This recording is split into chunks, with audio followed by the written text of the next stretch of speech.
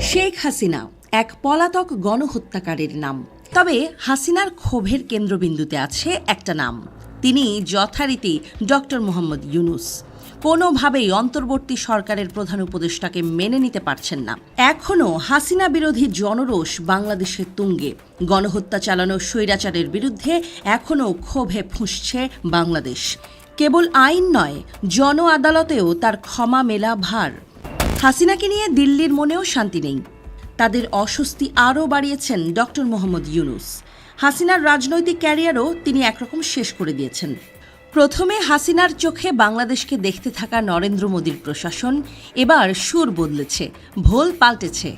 থাইল্যান্ডে ডক্টর ইউনূসের সাথে দেখাই করবেন না বলে গো ধরেছিলেন মোদি। শেষ পর্যন্ত মোদি ডক্টর ইউনূসের সাথে বৈঠক করেছেন, বহু সময় ধরে কথা বলেছেন। গতানুগতিক কিছু অভিযোগের সুর থাকলেও মোদি স্বীকার করেছেন তার দেশের সাথে বাংলাদেশের সম্পর্ক কোনো ব্যক্তিকেন্দ্রিক নয়।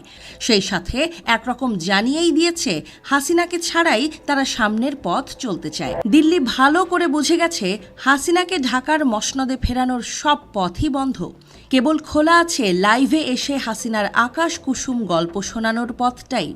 আর বাস্তবতা বলছে হাসিনা বাংলাদেশে ফিরতে পারেন, তবে প্রধানমন্ত্রী হয়ে নয়, গণহত্যার মতো অপরাধের সাজার খড়গ মাথায় নেয়া এক কয়েদি হিসেবে।